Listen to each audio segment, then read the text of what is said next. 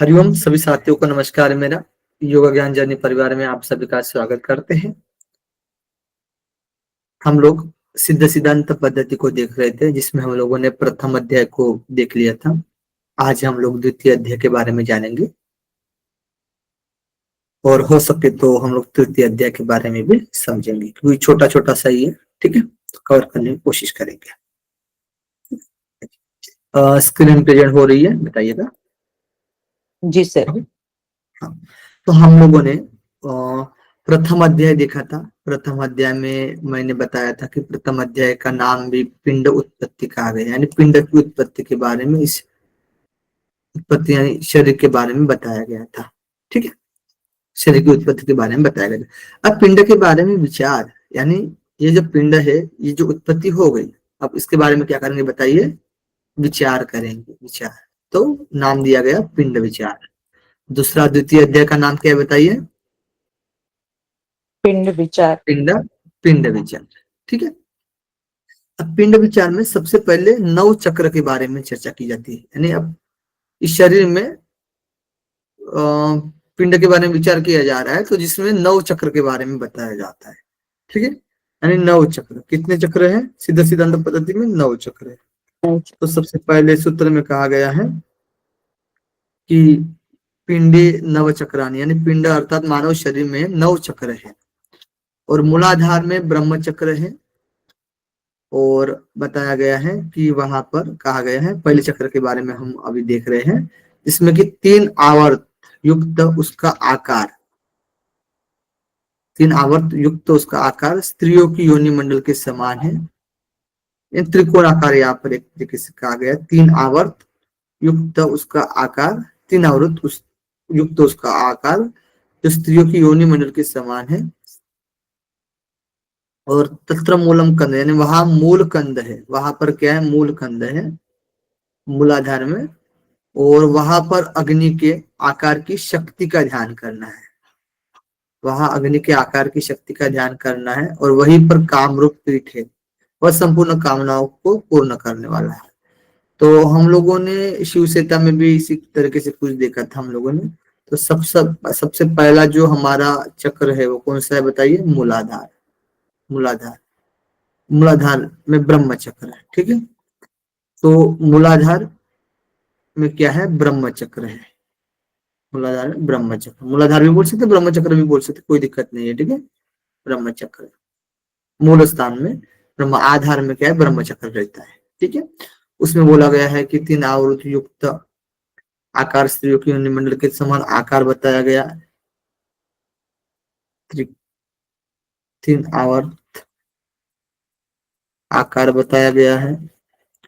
और वहीं पर बताया गया अग्नि के आकार की शक्ति का ध्यान करना है, अग्नि के आकार की शक्ति का ध्यान करें, शक्ति का ध्यान करें। और बताया गया है वहां पर क्या है? कामना, कामरूप पीठ है, कामरूप पीठ है। ठीक है, इतनी बातें हम लोग को ब्रह्म चक्र के बारे में ध्यान रखनी है। ओके, नेक्स्ट चक्र है हमारा द्वितीय चक्र। कौन सा है बताए? द्वितीय चक्र स्वादिष्ठान चक्र। स्वादिष्टान चक्र, सभी लोग बताना, स्वादिष्टान चक्र। ठीक है, द्वितीय चक्र क्या है बताइए? बाकी लोग कहाँ गए हो जी? सर स्वादिष्ठान चक्र, स्वादिष्ठान। हाँ, स्वादिष्टान चक्र है। ठीक है, दूसरा चक्र है स्वादिष्टान चक्र। उसके बीच में पश्चिमाभिमुख अर्थात पीछे की ओर मुख किए हुए लिंग है। ठीक है, उसके बीच में स्वादिष्टान चक्र में जो पीछे की तरफ मुख किए हुए लिंग है, जो कि मूंगे के अंकुर के समान बताया गया है। ठीक है, उसका ध्यान करने, वहां पर उद्यान पीठ है, जो कि ध्यान से जगत में आकर्षण साधक के प्रति उत्पन्न हो जाता है। यानी कहा गया कि उद्यान पीठ है वहां पर, और वहीं पर जगदाकर्षणम भवति, यानी वहां पर ध्यान करेंगे तो जगत में आकर्षण साधक के प्रति उत्पन्न हो जाता है, आकर्षित हो जाते हैं जगत के विषय वस्तु जो भी रहेंगे। ठीक है, वो साधक के प्रति आकर्षित हो जाएंगे। ठीक है, एक तरीके से। तो स्वादिष्टान चक्र के लिए बताया गया है कि लिंग पश्चिमाभिमुख लिंग है वहां बीच में। बीच में क्या है, लिंग है जो पश्चिम की तरफ मुखी हुए है। और ये लिंग कैसे आकार है, मूंगे के अंकुर के समान, अंकुर के समान आकार बताया गया है। ये लिंग के बारे में बताया गया है, ठीक है। और वहां ध्यान करने की बात की गई है। और यहीं पर क्या बताया गया, उड्डीयान नामक पीठ है, उड्डीयान पीठ है, ठीक है। और ये जो होता है वो स्वादिष्टान चक्र क्या करता है, जगत आकर्षित हो जाता है साधक के प्रति, जगत आकर्षक, आकर्षित, आकर्षण हो जाता है, जगत का आकर्षण हो जाता है साधक के प्रति, ठीक है। ओके। इतनी बातें हमें स्वादिष्टान चक्र में देखी। अब तृतीय जो हमारा है वो तृतीय चक्र कौन सा है बताइए, तृतीय चक्र का नाम बताइए। नाभि चक्र। नाभि चक्र। तृतीय चक्र जो है वो नाभि चक्र है, नाभि चक्र, ठीक है। अब नाभि चक्र के बारे में क्या क्या बताया गया है उसके बारे में हम लोग देखते हैं। तो सबसे पहले बताया गया कि तीसरा नाभि चक्र होता है जो कि इसमें 5 आवृत फेरे है, 5 आवृत फेरे है इसमें। और आकार सांप की कुंडलनी के समान है, सांप की कुंडलनी के समान आकार एक तरीके से, ठीक है। और उसके मध्य में बताया गया है कि करोड़ों सूर्य के सदृश कुंडलिनी शक्ति का ध्यान करें, ठीक है। उसके मध्य में पूर्ण शक्ति का ध्यान करना है। और यह मध्यमा शक्ति है, मध्यमा शक्ति है जो कि सब प्रकार की सिद्धियां को प्रदान करने वाली है। तो हम लोग तीसरा चक्र के बारे में हम लोग देखते हैं। तो तीसरे चक्र में बताया गया 5 आवृत फेरे, आज आवर्त फेरे, फेरे इसका आकार जो होता है, इसमें 5 आकार फेरे जो कि 5 आकार वाली बताया गया कुंडलिनी के समान, कुंडलिनी, ठीक है। इसका ध्यान करना है जो कि सूर्य के सदृश कुंडली शक्ति का ध्यान करें, कुंडली शक्ति का ध्यान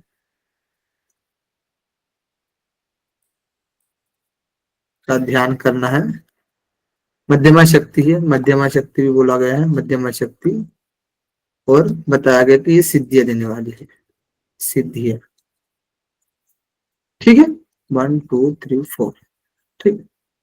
अब नंबर 4 कौन सा चक्र है बताइए, कौन सा चक्र है, हृदय चक्र। हृदय अनाहत चक्र। हृदय चक्र है। अब अनाज चक्र भी बोल सकते हैं, इसमें कोई इतना नाम का डिफरेंस नहीं आएगा, ठीक है। नाम का इशू उतना कुछ नहीं आने वाला है, लिख लेते लगे तो। जो हमारा चतुर्थ चक्र है वो कौन सा है, हृदय चक्र है, हृदय चक्र, ठीक है। अब हृदय चक्र के बारे में बताते हैं कि हृदय चक्र जो होता है चतुर्थ चक्र है जो कि हृदय इसका आधार है। और इस चक्र में 8 पंखुड़ियां हैं। और इसका मुख नीचे की तरफ मुख बताया गया है। और उसके मध्य में कर्णिका में लिंगाकार ज्योति रूप ध्यान का, लिंग के आकार की ज्योति का क्या करना, ध्यान करना है उसके मध्य में, ठीक है। और सा व हंस कला, यानी वही बताया गया है कि हंस कला है। और इसके ध्यान से इंद्रिया वश में हो जाती है। तो लाभ बताया गया इंद्रिया वश में हो जाती है। तो यहाँ हम लोग लिख सकते हैं कि हृदय चक्र, ठीक है, इसका आधार जो होता है वो हृदय है। आधार क्या है, हृदय है, हृदय है। 8 पंखुड़िया, 8 पंखुड़ी है, ठीक है। यानी 8 दल है, 8 दल बताया गया है यहाँ पर। वैसे हृदय में कितने दल होते हैं बताइए, 12 4 6 10 और 12 12 हो जाते थी, 8 बताया गया है, ठीक है, ध्यान रखना 8। और इसके मध्य में जो बताया गया है लिंग के आकार की ज्योति का ध्यान करना है, लिंग आकार की ज्योति कैसी है, वो लिंग की आकार की ज्योति है, उसका ध्यान करें, ध्यान ध्यान करना है। और वह ही हंस कला है, यही हंस कला, हंस कला, ठीक है। और इससे क्या होता है, इंद्रिया वश, इंद्रिया वश में आ जाती है, ठीक है। डन 1 2 3 4 5। आगे बढ़ते हैं। आगे कहा गया है कि अगला चक्र कितना नंबर का है? 5 नंबर। 5 नंबर का कौन सा चक्र है बताइए? 5 नंबर का जो है वो कंठ चक्र आएगा। विशुद्धि। कंठ कंठ चक्र। चक्र। विशुद्धि। कंठ चक्र आ गया। हाँ, विशुद्धि भी बोल सकते, कोई दिक्कत नहीं। कंठ चक्र। कंठ चक्र के लिए बोला गया है कि 5वां चक्र जो होता है वो अंग अंग पंचम कंठ चक्र चतुरंगुल, 4 अंगुल वाला बताया गया है। ठीक है, 4 अंगुल वाला विस्तार वाला कंठ चक्र बताया गया है। और वहां पर वायु और वहीं पर वायु और ईडा नाम की चंद्र नाड़ी होती है, और दाहिनी ओर जो होता है सूर्य नाड़ी, पिंगला नाड़ी होती है, और इन दोनों के बीच में बताया गया सुषुम्ना नाड़ी है। साधक उसका ध्यान करना चाहिए। ठीक है, और वही अनाहत कला कहलाती है। यहाँ ध्यान से अनाहत सिद्धि होती है। ठीक है, तो सब आप लोग ध्यान रखना। तो यहाँ पर बताया गया है सबसे पहले 5वां चक्र जो होता है कंठ चक्र कितने दल वाला है बताइए? यानी 4 अंगुल विस्तार वाला, 4 अंगुल विस्तार वाला है। अंगुल विस्तार विस्तार वाला है। ठीक है, इडा, पिंगला, पिंगला, इन दोनों के मध्य क्या है बताइए? सुषुम्ना। सुषुम्ना। ध्यान करना, ध्यान करने की बात की गई है। ठीक है, और यही अनाहत कला है, यही अनाहत कला। ठीक है, ओके। आगे 6 नंबर। 6 नंबर का कौन सा चक्र है बताइए? तालु चक्र। तालु चक्र। तालु चक्र।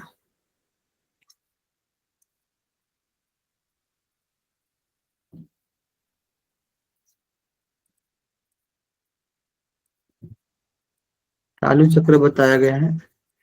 6 नंबर का जो हमारा है वो तालु चक्र है। और तालु चक्र के बारे में बताया जाता है, यह 6वां तालु चक्र है जो कि अमृत धारा का प्रवाह है इसमें। ठीक है, और घंटिका के निकट एक विवर अर्थात बील है। घंटिका के मूल के निकट में क्या है? घंटिका के जो मूल में है वो वहां पर विवर यानी बील है, और वहीं पर राजदंत कहलाता है वही। और इसी में शंकिन नाड़ी का बील है। ये जो दिख रहा है ना लटकता हुआ मांस, ठीक है, आ करोगे तो लटकता हुआ मांस दिखेगा आपको, उसी को बोला गया है राजदंत, घंटिका बोला गया है। और उसके मूल में जो एक विवर होता है उसको राजदंत बोला गया, और उसी राजदंत में शंकी नामक नाड़ी जाती है, नाड़ी का प्रवेश होता है यानी बील होता है। ठीक है, और यही 10वां द्वार बताया गया, जैसे कि मैंने पिछली बार भी चर्चा की थी आपको कठोपनिषद में। और यहाँ शून्य का अर्थात बिना स्थूल आलम्बन के ध्यान करे, यानी शून्य का ध्यान करना है, और इस ध्यान से चित्त का क्या होता था? लय हो जाता है।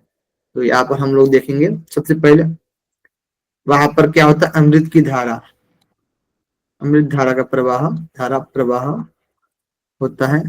और यहाँ पर किसका ध्यान करने के लिए शून्य का ध्यान बताया गया है? और यहाँ पर बताया गया है घंटी का, घंटी के मूल में क्या है? राजदंत, राजदंत, और राजदंत में क्या है? शंखिनी नाड़ी, शंखिनी नाड़ी, शंखिनी नाड़ी। और यहीं पर इसी को बोला गया 10वां द्वार, 10वां द्वार। ठीक है, और शून्य का ध्यान करना है, शून्य का ध्यान करें, ध्यान करें। लाभ बताया गया है चित्त का लय हो जाता है, चित्त का लय। ओके, कोई दिक्कत तो नहीं आ रही आपको समझने में? ओके, एकदम सिंपल वे में बता रहा हूं मैं आप लोग को, एक लाइन बाय लाइन। ठीक है, अगला क्वेश्चन, अगला जो हमारा है चक्र, कौन सा चक्र है बताइए? भूचक्र। ये कौन से नंबर का है? आज्ञा 6 चक्र। नंबर। सप्तम। कौन से नंबर? 7 सप्तम। नंबर। 7 नंबर ना? 6 नंबर हो गया, तालु हो गया, कंठ, कंठ हो गया, तालु हो गया। ठीक है, सप्त 7 तालु की नंबर। बात है। 7 नंबर जो है भूचक्र, भूचक्र। अब भूचक्र के बारे में देखते हैं तो सप्तम चक्र जो है वो भूचक्र है। सप्तम चक्र भूमध्य में स्थित भूचक्र है, भूमध्य में स्थित है और इसे मध्यम चक्र भी कहा जाता है। इसका आयतन अंगूठे भर है, तो इसका आयतन जो है वो अंगूठे भर है। वहां पर ज्ञान नेत्र भी है बताया गया है, क्योंकि साधक यहाँ दीप की शिखा के आकार में इसका ध्यान करता है तो इसके ध्यान से वाक सिद्धि मिल जाती है। तो ठीक है, एक एक लाभ भी बताया गया है। तो ध्यान रखना, सबसे पहले भ्रू मध्य में स्थित, यानी भ्रू मध्य में स्थित, ये तो आपको पता ही है। ठीक है, और आयतन जो है वो अंगुष्ठ मात्र बताया गया है, अंगुष्ठ मात्र, अंगुष्ठ मात्र। ठीक है, इसका आयतन है, यानी अंगुष्ठ मात्र परिणाम वाला। इसको जो हम लोग कनेक्ट करते हैं ना कठोपनिषद में, तो इस तरीके से भी आप कनेक्ट कर सकते हो। भू के मध्य में बताया गया यहाँ पर अंगुष्ठ मात्र का आयतन होता है, यानी अंगुष्ठ मात्र परिणाम का होता है एक तरीके से, है ना। परिमाण, परिमाण बोलते हैं हम लोग उसको, है ना। चलिए, और वहां पर परिणाम दिया गया है, चलिए कोई बात नहीं। अंगुष्ठ मात्र बताया गया है, और वही क्या है, ज्ञान नेत्र है, ज्ञान नेत्र है। और दीपक की शिखा का ध्यान करना है, दीपक की शिखा का हमें ध्यान करना है, ध्यान करना है। बताया गया लाभ, बताया गया वाक सिद्धि प्राप्त होती है। Okay, okay, clear. 8 नंबर का चक्र कौन सा है बताइए। ब्रह्मरंध्र, निर्वाण, निर्वाण, अष्टम निर्वाण ब्रह्मरंध्रम निर्वाणम चक्रम। निर्वाण चक्र। ठीक है, इसी को निर्वाण चक्र बोलेंगे। ठीक है, अष्टम ब्रह्मरंध्रम निर्वाण चक्र, आठवां निर्वाण चक्र है, और इसे ब्रह्मरंध्र के नाम से भी जाना जाता है। ठीक है, तो निर्वाण चक्र, निर्वाण चक्र, और इसी को अन्य नाम क्या है, ब्रह्मरंध्र, ब्रह्मरंध्र, ब्रह्मरंध्र चक्र। ठीक है, ब्रह्मरंध्र चक्र के नाम से भी जाना जाता है ये, और अत्यंत सूक्ष्म रंध्र है। सुई के नोक ही इसमें प्रवेश कर सकती है, सुई की नोक। ठीक है, तो सूक्ष्म रंध्र है। और बताया गया है कि सूची का अग्र भेद है ना, तो सुई के नोक ही इसमें प्रवेश किया जा सकता है। और धुएं की शिखा के रूप में इसका ध्यान करना चाहिए, धुएं की शिखा के रूप में ध्यान करना चाहिए। तत्र जालंधर पीठम, यानी यहाँ पर जालंधर पीठ पीठ यही पर है, जालंधर पीठ, और इसमें ध्यान करने से मोक्ष की प्राप्ति होती है। ठीक है, तो यहाँ पर हम लोग नोट डाउन कर लीजिएगा, सूक्ष्म रंध्र है। ठीक है, तो अत्यंत सूक्ष्म है, कैसा है वो, सूक्ष्म रंध्र है, रंध्र है, सुई की नोक, नोक की तरह। ठीक है, ध्यान बताया गया धुएं की शिखा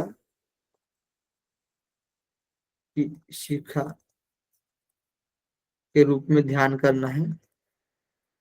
और यही पर क्या है, जालंधर पीठ है, जालंधर पीठ है, और इससे क्या होता है, मोक्ष की प्राप्ति होती है, मोक्ष प्राप्ति। ठीक है, ओके, क्लियर। आगे बढ़े, आगे देखिए, आगे है आकाश चक्र। 9 नंबर का चक्र कौन सा है, आकाश चक्र, आकाश चक्र। आकाश चक्र के बारे में बात करते हैं हम लोग। तो ये 9वां चक्र है आकाश चक्र, क्योंकि यह 16 पंखुड़ी से युक्त कमल है। ठीक है, और इसका मुख ऊपर की तरफ है, उसके मध्य में त्रिकूट की आकार वाली ऊर्ध्व शक्ति है। उसके मध्य में क्या है, त्रिकूट की आकार वाली ऊर्ध्व शक्ति है। ठीक है, उस परम शून्य अर्थात सर्वदा आकार रहित शक्ति का ध्यान करें। आकार रहित शक्ति का क्या करना है, ध्यान करना है। वहां पर ही पूर्णगिरि पीठ बताया गया है, और इसमें ध्यान करने से समस्त इच्छा की पूर्ति हो जाती है। इस प्रकार से जो 9 चक्र का वर्णन यहाँ पर पूरा होता है। ठीक है, तो आकाश चक्र के बारे में बताते हैं। तो ये जो 9वां चक्र है, इसमें क्या है, 16 पंखुड़ियां है, 16 पंखुड़ियां है, पंखुड़िया से युक्त कमल है। ठीक है, उसका मुख जो रहेगा वो ऊपर रहेगा, मुख ऊपर, और मध्य में क्या है, इसके मध्य में बताया गया त्रिकुट के आकार वाली उसकी ऊर्ध्व शक्ति है। त्रिकुट आकार वाली जो है ऊर्ध्व शक्ति, ऊर्ध्व शक्ति, ठीक है, ऊर्ध्व शक्ति है। और इस पर ही क्या करना है, शक्ति का ध्यान करना चाहिए, ध्यान करें। और एक बार पूर्णगिरि पीठ है, पूर्णगिरि पीठ, पूर्णगिरि पीठ है, इसमें क्या है, पूर्णगिरि पीठ है, ठीक है, गिरि पूर्णगिरि पीठ है। और यहीं पर बताया गया है ये जो है वो समस्त इच्छा की पूर्ति होती है, समस्त इच्छा की पूर्ति होती है, ठीक है। ओके, इसमें कोई दिक्कत है बताइए, क्लियर है, ठीक है। इस तरीके से 9 चक्र हमारे कवर होते हैं। बाकी सब लोग थम करें, सब लोग सो गए क्या? मीनाक्षी जी, ज्योति जी, रुपेंद्र जी, आभा जी, संगमित्रा जी, प्रियंका जी, आनंद जी, और बाकी सोनी जी, आभा जी, संगमित्रा जी, प्रणाटी जी भी आ गए हो है आप लोग, ठीक है। अब हम लोग देखेंगे षोडश आधार, 16 आधार के बारे में देखते हैं, ठीक है। 9 चक्र देखे हम लोगों ने, अब 16 आधार, त्रिलक्ष्य, पंचाकाश, ठीक है। 16 9 कितना होगा, 25, 25 28 33, ठीक है। देखते हैं अभी हम लोग, पहला हो गया, अब 16 आधार का बारे में देखते हैं अभी हम लोग।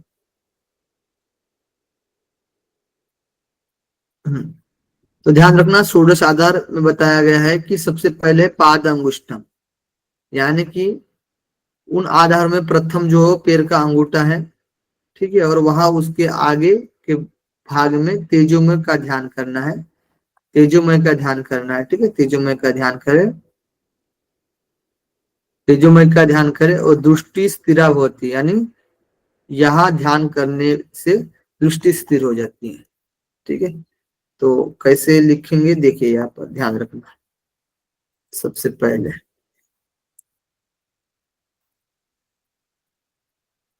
1 कॉलम, 2 कॉलम, 3 कॉलम, ठीक है, ओके। तो देखिएगा, सबसे पहला पहला कौन सा है बताइए, प्रथम आधार पादांगुष्ठ। जो है वो पाद अंगुष्ठ, अंगुष्ठ, ठीक है, पाद अंगुष्ठ आधार, पहला जो है आधार, ध्यान और लाभ, ओके, दिक्कत नहीं ना इसमें।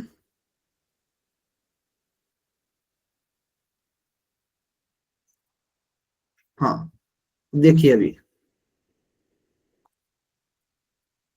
पहले पाद अंगुष्ठ, पादांगुष्ठ, ठीक है, पैर का अंगूठा। किस पर ध्यान करने की बात की गई बताइए, तेजोमय पर, जोमय पर ध्यान करें। लाभ क्या बताया गया, दृष्टि स्थिर होती स्थिर है, होती है। स्थिर होती है, ठीक है, याद रहेगा। नंबर 2, नंबर 2 बताया गया है दूसरा आधार, दूसरा आधार कौन सा है बताइए, मूलाधार, द्वितीय मूलाधार, ठीक है, दूसरा आधार है द्वितीय मूलाधार। उसे बाएं पैर की एड़ी से दबाकर बैठना चाहिए, उससे अग्नि प्रदीप्त होती है, ठीक है। तो दूसरा आधार जो है हमारा मूलाधार, मूलाधार, तो बाएं पैर की एड़ी से दबाकर बैठना चाहिए, बाएं पैर की एड़ी से दबाना, दबाना, ठीक है। क्या होता है लाभ बताया गया, अग्नि प्रदीप्त। यानी यहाँ पर बाएं पैर की एडीसी दबाएंगे और वहां पर ध्यान देंगे तो इस तरीके से अग्नि प्रदीप्त होगी। ठीक है। तृतीय, तृतीय कौन सा आधार बताया गया है, गुदा, गुदाधार। ठीक है, गुदा वाला भाग, उसको संकोच और फैलाने से, दूसरे शब्दों में ढीला, छोड़े और ध्रुट करके करने से, ऐसा करने से अपन वायु स्थिर हो जाता है। ठीक है। कॉन्ट्रिया, यानी एक तरीके से इसमें क्या लिखेंगे हम लोग, संकोचन और फैलाना, है ना, संकोचन, कॉन्ट्रिया और फैलाना, रिलैक्स करना। ठीक है, इससे क्या होता है, अपन वायु वायु स्थिर हो जाता है। ठीक है। तीसरा जो है गुदाधार, गुदा आधार। क्लियर है, आगे बढ़े। नंबर 4,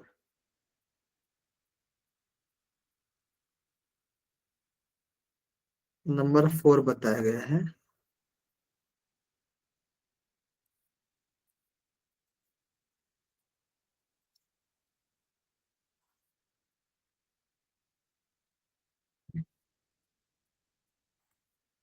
नंबर 4 क्या बताया गया है, कौन सा आधार है, मेंढ्र,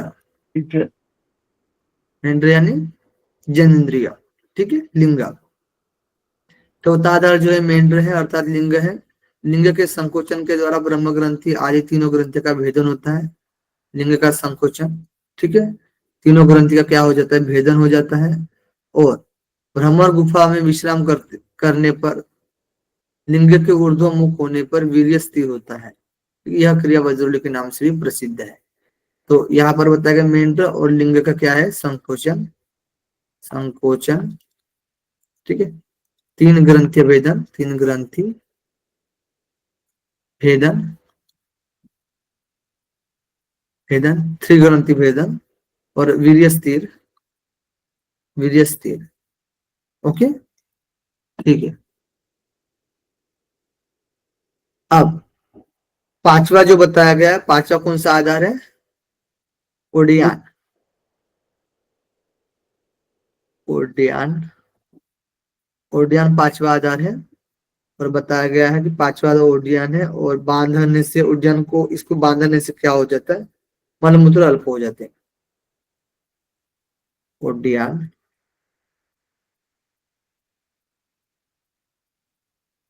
उड्डयन को बांधने से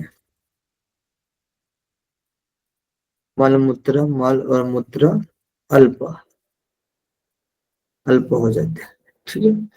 छठवा बताया गया है नाभि,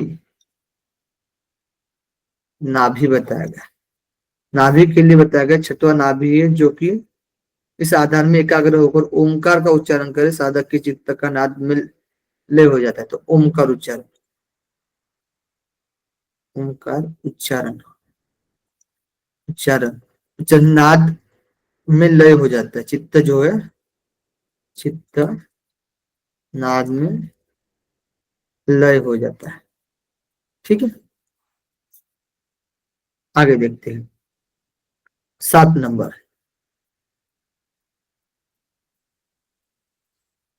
7 नंबर हम लोग देखते हैं अभी, 7वें आधार के बारे में हम लोग देखते हैं।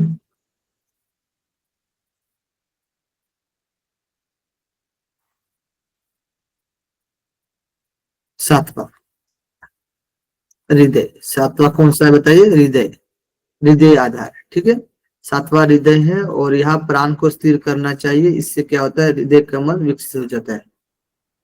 प्राण को स्थिर, प्राण स्थिर, हृदय कमल विकसित, विकसित, विकसित हो जाता है। ठीक है। 8वां कौन सा बताया गया बताइए, कंठ आधार, बताइए, कंठ कंठ, आधार। 8वां आधार है कंठ है, और कंठ के मूल को ठुड्डी से बंद करे, कंठ के मूल को क्या करना, ठुड्डी से बंद करे, और इडा और पिंगला नाड़ियों में वायु का प्रवाह रुक जाता है। ठीक है, तो कंठ से, कंठ से, कंठ के मूल को को ठुड्डी से बंद करना है, ठुड्डी से बंद, बंद बंद करने से इडा पिंगला नाडियों में वायु स्थिर, प्रवाह रुक जाता है। इडा पिंगला वायु प्रवाह स्थिर। ओके, 9 नंबर, नवा कौन सा बताया गया है? घंटी का आधार। ठीक है, घंटी का नवा आधार है और वहां पर जीभ के अग्रभाग को लगाने से अमृत बिंदु टपकते हैं, यानी अमृत जीभ का अग्रभाग लगाएंगे तो अमृत की बिंदु जो होता है वो टपकता है और जिसका स्वाद हम लोग ले सकते हैं। ठीक है, घंटी का जो है नवम आधार है, नवा आधार बताया गया है और घंटिका का नवा आधार है और जीभ के अग्रभाग को लगाने से। ठीक है, घंटी में जीभ का अग्रभाग, अग्रभाग लगाना, लगाना। ठीक है, इससे क्या हो जाता है? बिंदु टपकता है, अमृत टपकता है ना एक तरीके से। ओह शिट,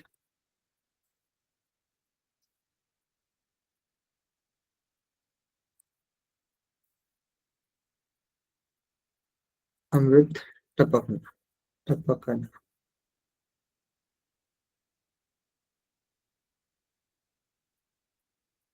तलवा धार यानी तालू, कौन सा बताया गया है? तालवा आधार, तालवा ना, तालवा लिखा है, तालवा यानी तालू, तालवा धार, तालवा, तालवा आधार। ठीक है, तालु आधार है और इससे 10वां आधार जो तालु है, लमिका चालन और दोहन, यानी चालने दोहने जैसी क्रिया को द्वारा लंबिका अर्थात जीभ को लंबा करके, उल्टा करके, जीवा को उलट करके क्या करना है? मध्य छिद्र में प्रवेश कराने से ऐसा करने साधक लकड़ी के समान स्थिर हो जाता है। ठीक है, तो जिह्वा को क्या करना है? मध्य छिद्र में प्रवेश करवाना है, जिह्वा को, जिह्वा लंबी करके, करके प्रवेश, प्रवेश से क्या हो जाता है? साधक स्थिर, स्थिर हो जाता है। ठीक है, अब आगे बढ़ते 11 नंबर।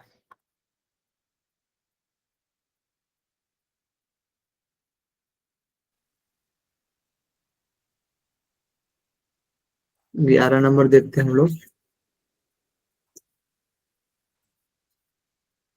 जिह्वाधार, 11 नंबर कौन सा? जीवाधार,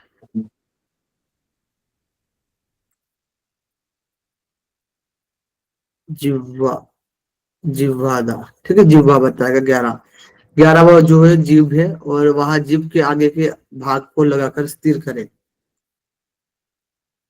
11वां जो है, और वहां जीभ के आगे के भाग को लगाकर स्थिर करे, सभी रोग नष्ट हो जाए। कहाँ पर लगाने की बात की गई? एकादश जीवाधार तत्र जीवाग्रम धारयेत सर्व रोग नाशो भवति। एकादश 11वां आधार जीव है और वहां जीव के अगर आगे, जीव के आगे के भाग को कहाँ लगाने की बात की गई? कुछ बता रहा है क्या यहाँ पर? जिह्वा मूल आएगा सर, है ना? जिह्वाग्रम धारयेत, एकादश जिह्वाधार तत्र जिह्वाग्रम धारयेत, जिह्वा के आधार पर यानी जिह्वा के मूल पर जिह्वाग्रह को धारने की बात की गई है, ऐसे कनेक्ट कर सकते हैं, है ना? जिह्वा का जो आधार है मेन तो मूल होता है ना? वहीं पर अगर जिह्वा के अग्र को लगाएंगे तो सर्व रोग नाश होता है। ठीक है, तो जिह्वाग्र के आगे भाग को लगाना है।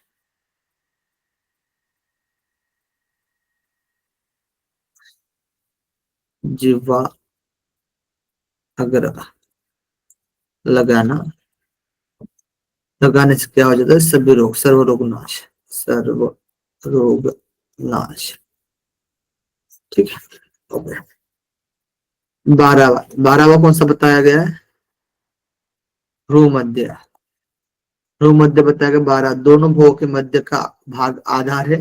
ठीक है, और वहां पर चंद्रमंडल का ध्यान करने से मन को शीतलता मिलती है। तो चंद्रमंडल का ध्यान, चंद्र मंडल ध्यान,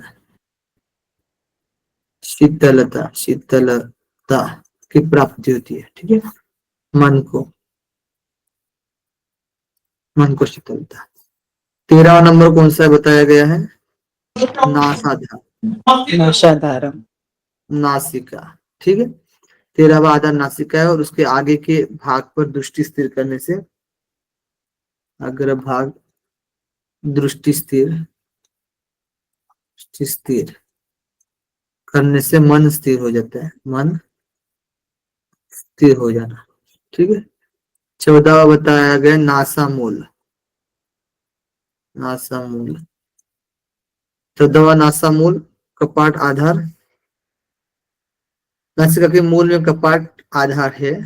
ठीक है, कपाट आधार है, नासिका मूल और कपाट आधार, कपाट लिया है। ठीक है,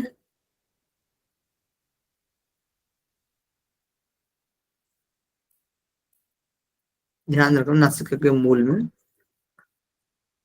कपाट, कपाट आधार। ठीक है, नासिका मूल में, मूल में। ठीक है, नासिका मूल में कपाट आधार है, तो वहां दृष्टि स्थिर, वहां दृष्टि स्थिर, स्थिर। ठीक है, स्थिर करने से, वहां पर दृष्टि को स्थिर करने 6 महीने में साधक प्रकाश समूह को देखता है। 6 महीने में साधक प्रकाश, उस प्रकाश के, प्रकाश समूह के दर्शन कर लेता है, देखना एक तरीके से। ठीक है, 15वां ललाट आधार, ललाट, पाठ के बाद ललाट आधार आएगा। ललाट आधार जो है वो 15वां है, और वहां पर ज्योति के समूह का ध्यान करना है। ज्योति का ध्यान करने से साधक, साधक तेजस्वी हो जाता है, तेजस्वी। ठीक है, दिक्कत है इसमें कोई? ओके, चल आगे बढ़ते हैं। आगे बताया गया है, हाँ कुछ बच्चा है, षोडश वाला बच्चा है ना? 16 नंबर,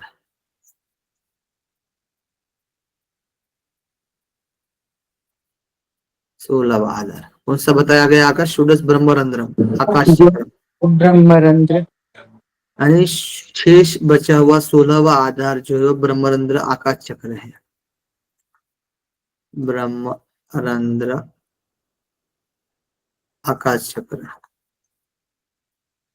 चक्र। ठीक है, ब्रह्मरंध्र आकाश चक्र।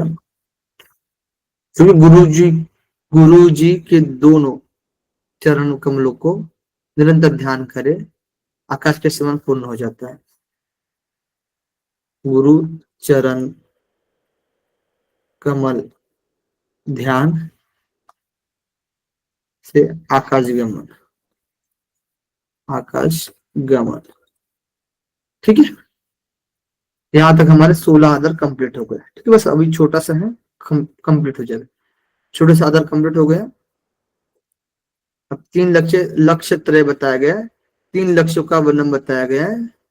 लक्ष्य 3 है, अंतर लक्ष्य, बड़े लक्ष्य और मध्य लक्ष्य। नोट डाउन कर लीजिए। ठीक है, नेक्स्ट है हमारा त्रिलक्ष्य। त्रिलक्ष्य, पहला कौन सा लक्ष्य बताइए? अंतर लक्ष्य। दूसरा बताया गया है बहिर्लक्ष्य, बहिर्लक्ष्य। तीसरा बताया गया है मध्यम लक्ष्य, मध्यम लक्ष्य। ठीक है, 26 में कहा गया है, यहाँ पर ध्यान दीजिएगा कि उनमें से अंतर लक्ष्य का कथन किया जा रहा है, ठीक है, जिसमें बताया गया है कि मूल कंद से मेरुदंड में लगी हुई श्वेत वर्ण की ब्रह्म नाड़ी सुषुम्ना को, मूल कंद से मेरुदंड में लगी हुई श्वेत वर्ण की ब्रह्म नाड़ी सुषुम्ना को जो ब्रह्मरंध्र पर्यंत गई हुई उसको उनके बीच में कमल तंतु के सदृश, यानी उस ब्रह्मरंध्र पर्यंत जो गई हुई सुषुम्ना को क्या करना है, स्मरण करना है, और उसके बीच में कमल तंतु के सदृश जिसकी कांति करोड़ों विद्युत की प्रभा से युक्त था और ऊपर को जाती हुई विद्युत जो उसके ऊपर की तरफ जाती हुई उस मूर्ति को मन से देखता है, इससे सब सिद्धियां की प्राप्ति हो जाती है। ठीक है, यानी एक तरीके से उस सुषुम्ना के विद्युत प्रभा को देखना, ठीक है, ये सब इसके बारे में बताया गया और लाभ बताया गया कि सिद्धिया की प्राप्ति हो जाती है। ठीक है, ओके, दिक्कत नहीं इसमें। 26 से अंतर लक्ष्य के बारे में ध्यान रखना। 26 अंतर लक्ष्य, बहिर्लक्ष्य, बहिर्लक्ष्य का मोटा मोटा देख लीजिएगा, वैसे इतना इम्पोर्टेंट नहीं है।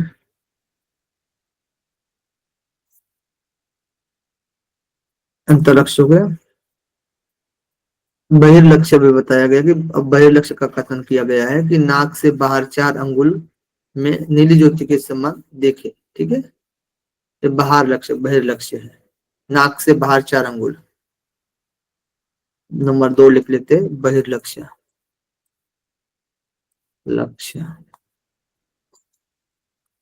नाक से बाहर 4 अंगुल देखना। अब इसे नाक बताया गया, नासा बताया गया, ठीक है, अलग अलग 8 अंगुल पर, 6 अंगुल पर, इस तरीके से बताया गया है। ठीक है, इसमें कोई इतना ध्यान देने वाला मतलब जरूरत नहीं है। ठीक है, इस प्रकार से जो बहिर्लक्ष्य के बारे में बताया गया। फिर बताया गया यहाँ पर मध्यम लक्ष्य, तीसरा जो है वो मध्यम लक्ष्य। ठीक है, तो मध्यम लक्ष्य के लिए बताया गया है कि यहाँ पर हम लोग देख सकते हैं कि आधार के बिना श्वेत वर्णों को मन से ही देखे। मध्यम लक्ष्य में आधार के बिना अब क्या करना है, श्वेत वर्णों को मन से देखना है और लाल वर्णों को अथवा काले वर्णों को, अग्नि के वर्णों को अथवा अग्नि की लपट के वर्णों को, ठीक है, अथवा ज्योति रूप को, अथवा सूर्य के मंडल के आकार को, अथवा चंद्र के मंडल, अथवा स्थान रहित स्वपिंड मात्र स्थान वर्जित व मनसर, यानी अथवा केवल अपने शरीर मात्र को या खंडित पिंड मात्र को ध्यान में देखे। ठीक है, अथवा तो बताया गया यहाँ पर, चाहे आप लोग मध्य में बताया गया है, एक तरीके से नोट डाउन कर सकते हैं कि बिना श्वेत वर्णों को मन से देखे, बिना श्वेत वर्ण को मन से देखना है, मन से देखना। अब यहाँ पर लाल काला ज्योति रूप, ठीक है, जो भी देखना है श्वेत की जगह पर डाल सकते हो। यह मध्यम लक्ष्य हो गया। इस प्रकार से लक्ष्य त्रय का वर्णन यहाँ पर किया गया है। ओके, अब यहाँ पर 5 आकाश के बारे में इसी तरीके से समझ लेते हैं। ठीक है, बस फिनिश हो गया। अब चौथा नंबर जो था व्योम, व्योम पंचक यानी 5 आकाश के बारे में बताया जाता है। ठीक है, कहा गया है कि इसके अतिरिक्त व्योम पंचक 5 आकाश बताया गया है, जो कि आकाश, पराकाश, महाकाश, तत्वाकाश, सूर्याकाश, ये 5 आकाश बताया गया। आकाश,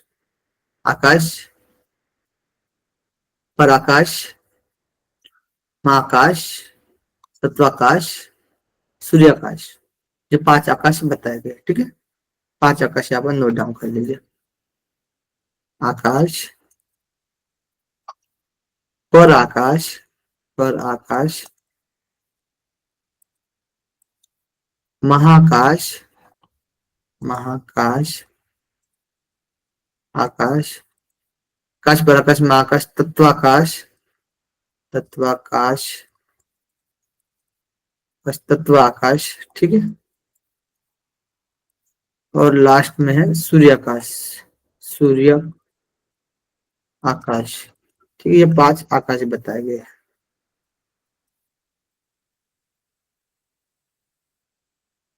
इस प्रकार 5 आकाशों का ध्यान करने से आकाश के सदृश हो जाता है। तो लाभ बताया गया आकाश सदृश। व्योम पंचक लाभ आकाश सदृश हो जाता है साधक। 9 चक्रों को, 16 कला आधारों को, 3 लक्ष्यों को और 5 आकाश को जो इन्हीं भले भांति प्रकार नहीं जानता है वह केवल नाम मात्र का योगी है, ठीक है। नाम का योगी है बस, ठीक है। इनको सबको जानना चाहिए। तो अब अष्टांग योग के बारे में देखते हैं। अष्टांग योग के बारे में हम लोग अभी देखेंगे, ठीक है। अष्टांग योग, तो अष्टांग योग में बताया गया वही है यम नियम आसन प्राणायाम प्रत्याहार धारणा ध्यान समाधि, अष्टयम यानी योग के 8 अंग, ठीक है। प्रथम यम के बारे में बताते हैं कि योग के इन अंगों में यम जो है, यम का तात्पर्य है शांति, यम का तात्पर्य है उपशम, यम का तात्पर्य है शांति, उपशम इति उपशमः, तत्र यम इति उपशमः, सर्वेन्द्रियजः आहार निद्रा शीत, शीत वात यानी कि शीतल वायु, ठीक है। शीत वात शीतल वायु, तप तीव्र धूप, तप जयस्य पर विजय हो जाता है, ठीक है। देखिए, तो सबसे पहले आपको मैं देखा तो अष्टांग योग, अष्टांग योग, अष्टांग योग आपको सबको पता ही है। और सीधा सीधा आ जाते हैं हम लोग टॉपिक पर। यम, यम के लिए बताया गया है सबसे पहले उपशम, यम का तात्पर्य है शांति, उपशम यानी शांति, उपशम, ठीक है, शांति, ओके। और सब इंद्रियों पर विजय प्राप्त होता है, सर्वेंद्रिय जय, सर्वेंद्रिय जय, ठीक है। तीसरा है आहार, आहार, हाँ। चौथा है निद्रा, पांचवा क्या बताया गया है, शीतल वायु, शीतल वायु, शीतवात है ना, तप जयश, तप पर जय यानी तीव्र धूप पर जय, तीव्र धूप विजय, ठीक है। इस पर साधक क्या हो जाता है, विजय प्राप्त कर लेता है। 6 बताया गया, ठीक है। यह यम का लक्षण हुआ। अब इति नियम के बारे में बताते हैं। नियम, ठीक है, यहां से यहां पर लिख लेते, ठीक है। नियम के बारे में, नियम दूसरा है नियम।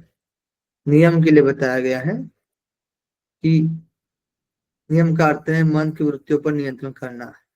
नियम इति मनोवृत्ति नाम नियम, मनोवृत्ति का नियम करना, ठीक है। एकांतवास, पहले नियम का लक्षण तो बताया जाता है। नियम का मतलब होता है मनोवृत्ति पर नियंत्रण, मनोवृत्ति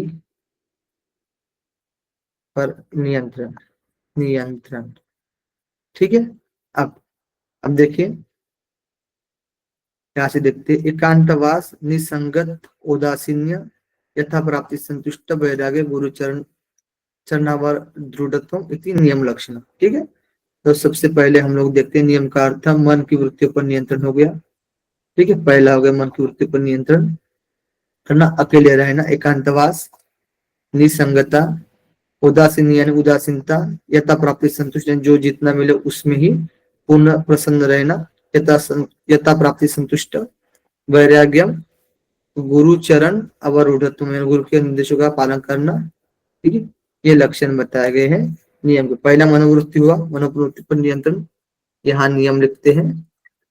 पहला है मन वृत्ति नियंत्रण, नियंत्रण। ठीक है, दूसरा क्या बताया गया है, एकांतवास, एकांतवास, एकांतवास हो गया। तीसरा बताया गया है निसंगता, निसंगता। चौथा बताया गया है उदासीनता, उदासीनता। पांचवा बताया गया यथा प्राप्ति संतुष्टि, यथा प्राप्ति संतुष्टि, संतुष्ट। ठीक है, छठवा बताया गया वैराग्य, वैराग्य।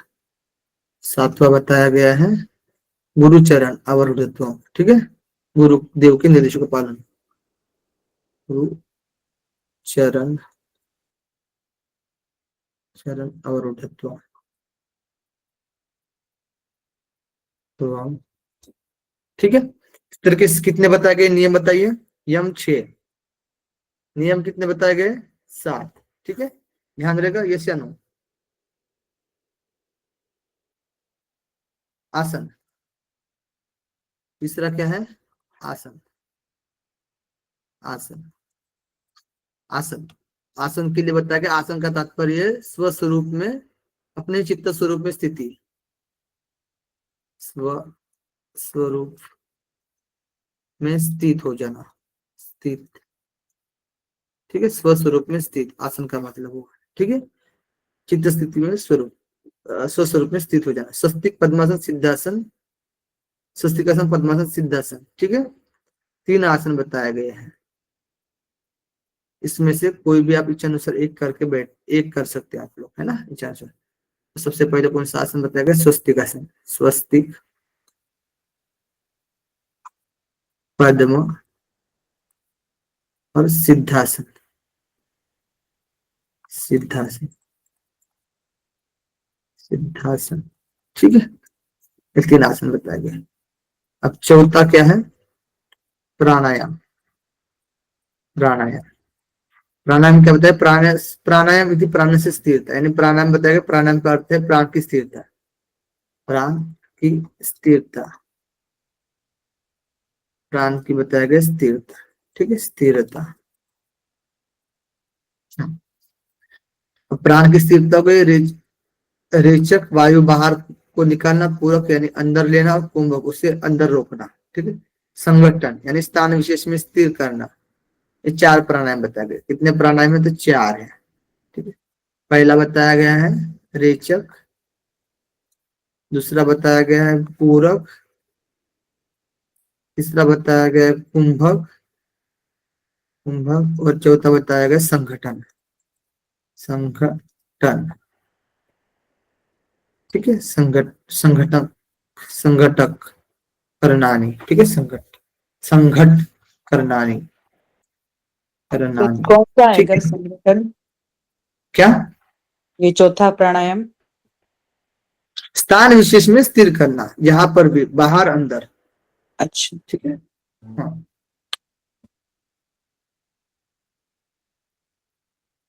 इसे रेचक कर रहे, छोड़ रहे, पूरक करे, अंदर ले रहे हैं, कुंभक कर रहे हैं, रोक रहे हैं। ठीक है, अब यहाँ पर स्थान विशेष पर, ठीक है, किसी भी स्थान में हम लोग क्या कर रहे हैं, स्थिर कर रहे हैं वायु को, वही हुआ। ठीक है, अगला प्राणायाम होने के बाद प्रत्याहार, 5वां नंबर है प्रत्याहार। प्रत्याहार के लिए कहा गया है कि प्रत्याहार का अर्थ है आत्मा के घोड़े इंद्रियों को विषयों से लौटा लेना। ठीक है, आत्मा के घोड़े यानी इंद्रियों को, इंद्रियों को विषय से लौटाना, लौटाना। ठीक है, लौटा लेना, विकारों को दूर करना, उत्पन्न हो रहे विकारों की निवृत्ति करना, विकारों को दूर दूर करना, दूर करना, विकारों की भी निवृत्ति करना, और उत्पन्न हो रहे विकारों को क्या करना, निवृत्त होती है। ठीक है, यानी विषयों से लौटा लेना, और उत्पन्न हो रहे विकारों को भी निवृत्त हो जाती है, प्रत्याहार का है। ठीक है, उत्पन्न विकार दूर हो जाते हैं, हो जाना। ठीक है, ये ध्यान रखना प्रत्याहार का मेन पॉइंट। छठवा बताया गया धारणा। धारणा धारणा के लिए बताया गया कि वह बाहर अंदर एक ही है, इस अपने स्वरूप को ही अंतःकरण में स्थिर करे। जो जिस प्रकार जो भाव उत्पन्न होता है उस सबको निराकार आत्मा में ही धारण करे। जिस प्रकार जो भाव उत्पन्न को आत्मा में धारण करे। धारण, ठीक है, धारण करे और अपने मन इत्यादि को वायु रहित स्थान में रखे, दीपक की पूर्ण स्थिर लो के समान स्थिर करे, यह धारणा है। ठीक है, मन इत्यादि को वायु रहित स्थान में रखे, मन को वायु रहित स्थान में रखे। ठीक है, और दीपक की पूर्ण स्थिर लो के समान स्थिर करे। ठीक है, यानी मन को स्थिर करे। मन की स्थिर धारणा, मन की स्थिरता को बोलते हैं धारणा। ठीक है, ध्यान रखना, मन की स्थिरता को क्या बोलेंगे? धारणा बोलेंगे। ओके, अपने अंदर बाहर एक ही है, जो परमात्मा अंतःकरण के बारे में बताया गया है। ठीक है, परमात्मा इसे अंतःकरण में स्थिर करे। जिस प्रकार का जो भाव आएगा उत्पन्न होता है उसको सब निराकार आत्मा में ही क्या करना है? धारण करना है। ठीक है, यही धारणा में ध्यान। अब ध्यान के बारे में देखते हैं। ध्यान बताया गया कि इसके बाद ध्यान का परिचय देते हुए कहते हैं कि एक परम अद्वैत भाव है और वही आत्मा है, और चित्त में जैसा भी भाव पदार्थों प्रकट होता है वही है आत्मा। चित्त में जो भाव वही आत्मा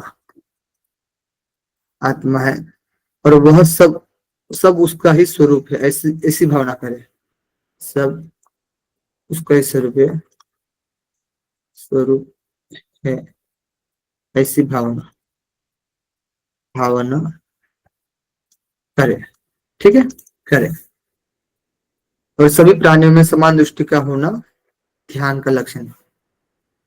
सभी प्राणी में समान दृष्टि। ठीक है, दृष्टि। अब समाधि के बारे में देखते हैं। समाधि 8 नंबर की है। समाधि लास्ट अंग है हमारा। समाधि का लक्षण बताते हैं कि समाधि का लक्षण कहा गया कि अंतःकरण में सभी तत्वों की सम अवस्था। अंतःकरण